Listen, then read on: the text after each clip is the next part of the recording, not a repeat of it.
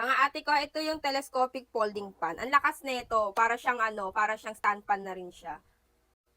Ang kagandahan nito, meron siyang three-way. Kasi pwede siyang ipataas, pwede siyang gawing stand pan, parang sa mga bahay. Iaangat nyo lang tong head niya. Itong pinaka-head niya, then ayan.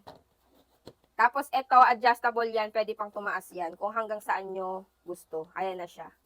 Ayan, natataas yan, no? Pwede siyang pang-emergency kung sakaling ma-brown out sa bahay nyo. Tapos yung battery capacity niya is umaabot ng mga 6 hours, ganun, kung fully charged at depende pa rin sa gamit nyo kung hindi nyo isasagad yung hangin niya. Tatlo yung gear neto. Yung number 1 ito, medyo mahina.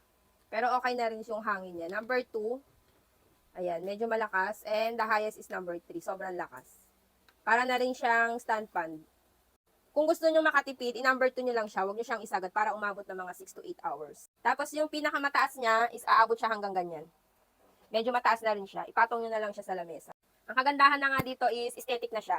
Dahil pwede nyo siyang dalhin kahit saan. Ayan, kung may mga travel kayo, may mga biyahe kayo, or magka-camping kayo, pwede yan. Tapos yung charger niya is Type B. Type B yung charger niya. Android Type B. Magaan na rin siya. Oh, pwede nyo siyang paglaruan kung gusto nyo. 298 to kay Shopee.